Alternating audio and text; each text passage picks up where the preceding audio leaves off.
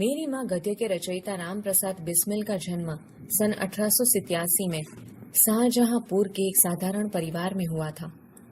Kakori rail डकैती कांड का मुख्य अभियुक्त मानकर सन 1927 में उन्हें फांसी की सजा हुई और वे शहीद हो गए।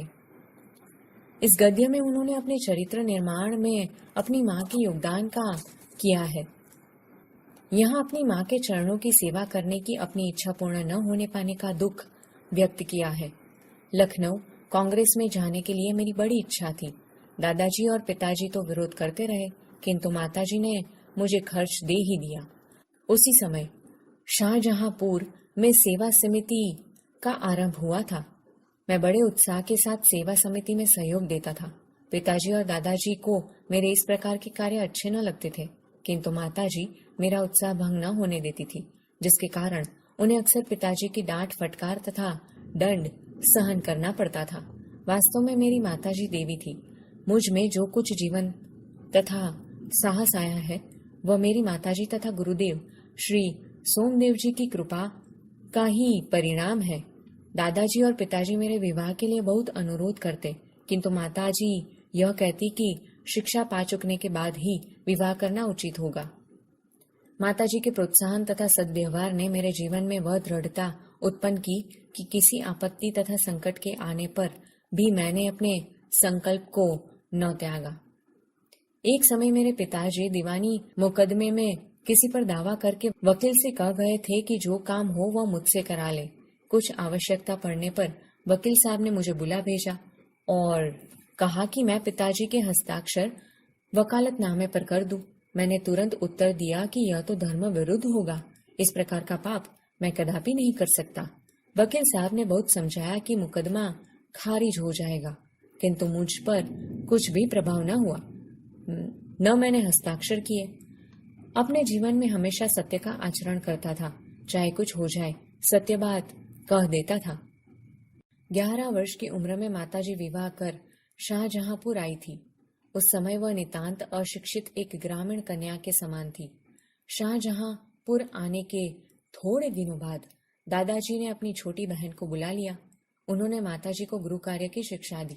थोड़े दिनों में माताजी ने घर के सब कामकाज को समझ लिया और भोजन आदि का ठीक ठीक प्रबंध करने लगी। मेरे जन्म होने के 5 या 7 वर्ष बाद उन्होंने हिंदी पढ़ना आरंभ किया। पढ़ने का शौक उन्हें खुद ही पैदा हुआ था। मोहल्ले की सखी सहेली जो घर पर आया करती थी, उन्हीं में जो शिक्षित थी, माताजी उनसे अक्षर बोध करती। इस प्रकार घर का सब काम कर चुकने के बाद जो कुछ समय मिल जाता उसमें पढ़ना लिखना करती। परिश्रम के बल से थोड़े दिनों में ही वह देवनागरी पुस्तकों का अध्ययन करने लगी। मेरी बहनों को छोटी आयु में माताजी ही शिक्षा दिया करती थी। जब मैंने आर्य समाज में प्रवेश किया, माताजी से खूब वार्तालाप होता। उस समय की अपेक्षा अब उनके विचार भी कुछ उदार हो गए थे। यदि मुझे ऐसी माता न मिलती तो मैं भी अति साधारण मनुष्यों की भांति संसार चक्र में फंसकर जीवन निर्वाह करता। शिक्षा दी के अतिरिक्त क्रांतिकारी जीवन में भी उन्होंने मेरी वैसी ही सहायता की है जैसी मेजनी को उनकी माता ने की थी। माताजी का सबसे बड़ा आदेश मेरे लिए यही था कि किसी की प्राणहानि न हो। उनका कहना था कि अपने शत्रु को भी कभी प्राणदंड न देना। उनके इस आदेश की पूर्ति करने के लिए मुझे मजबूरन 2-1 बार अपनी प्रतिज्ञा भंग करनी पड़ी थी। जन्मदात्री जननी, इस जीवन में तो तुम्हारा ऋण उतारने के प्रयत्न करने का भी अवसर न मिला। इस जन्म में तो क्या, यदि मैं अनेक जन्मों में भी सारे जीवन प्रयत्न करूं तो भी तुमसे उऋण नहीं हो सकता। जिस प्रेम तथा दृढ़ता के साथ तुमने इस तुच्छ जीवन का सुधार किया है वह अवर्णनीय है। मुझे जीवन की प्रत्येक घटना का स्मरण है कि तुमने जिस प्रकार अपने देववाणी का उपदेश करके मेरा सुधार किया है। तुम्हारी दया से ही मैं देश सेवा में संलग्न हो सका। धार्मिक जीवन में भी तुम्हारे ही प्रोत्साहन ने सहायता दी। जो कुछ शिक्षा मैंने ग्रहण की उसका भी श्रेय तुम्ही को है।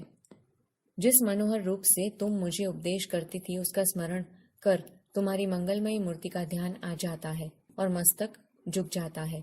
तुम्हें यदि मुझे ताड़ना भी देनी है तो बड़े स्नेह से हर बात को समझा दिया। यदि मैंने धृष्टतापूर्ण उत्तर दिया तब तुमने प्रेम भरे शब्दों में ही यही कहा कि तुम्हें जो अच्छा लगे वह करो, किंतु ऐसा करना ठीक नहीं, इसका परिणाम अच्छा न होगा। जीवन दात्री, तुमने इस शरीर को जन्म देकर केवल पालन पोषण ही नहीं किया, बल्कि आत्मिक, धार्मिक तथा सामाजिक उन्नति में तुम ही मेरी सदैव सहायक रही। जन्म जन्मांतर परमात्मा ऐसे ही माता दे। महान से महान संकट में भी तुमने मुझे अधीर नहीं होने दिया। सदैव अपनी प्रेम भरी वाणी को सुनाते हुए मुझे सांत्वना देती रही। तुम्हारी दया की छाया में मैंने अपने जीवन भर में इस संसार में मेरे किसी भी भोग विलास या ऐश्वर्य की इच्छा नहीं, केवल एक इच्छा है, वह यह कि एक बार श्रद्धा पूर्वक तुम्हारे चरणों की सेवा करके अपने जीवन को सफल बना लेता। किंतु यह इच्छा पूर्ण होती नहीं दिखाई देती और तुम्हें मेरी मृत्यु की दुख भरी खबर सुनाई जाएगी। माँ, मुझे विश्वास है कि तुम यह समझकर धैर्य धारण करोगी कि तुम्हारा पुत्र माताओं की माता भारत माता की सेवा में अपने जीवन को बलि देवी की भेंट कर गया और उसने तुम्हारी कोख कलंकित न की, अपनी प्रतिज्ञा पर दृढ़ रहा। जब स्वाधीन भारत का इतिहास लिखा जाएगा तो उसके किसी पृष्ठ पर उज्जवल अक्षरों में तुम्हारा भी नाम लिखा जाएगा। गुरु गोविंद सिंह जी की धर्म पत्नी ने जब अपने पुत्रों की मृत्यु की खबर सुनी तो वह बहुत प्रसन्न हुई थी और गुरु के नाम पर धर्म रक्षार्थ अपने पुत्रों के बलिदान पर मिठाई बांटी थी। जन्मदात्री, वर दो कि अंतिम समय भी मेरा हृदय किसी प्रकार विचलित न हो और तुम्हारे चरण कमलों को प्रणाम कर मैं परमात्मा का स्मरण करता हुआ शरीर त्याग करूं।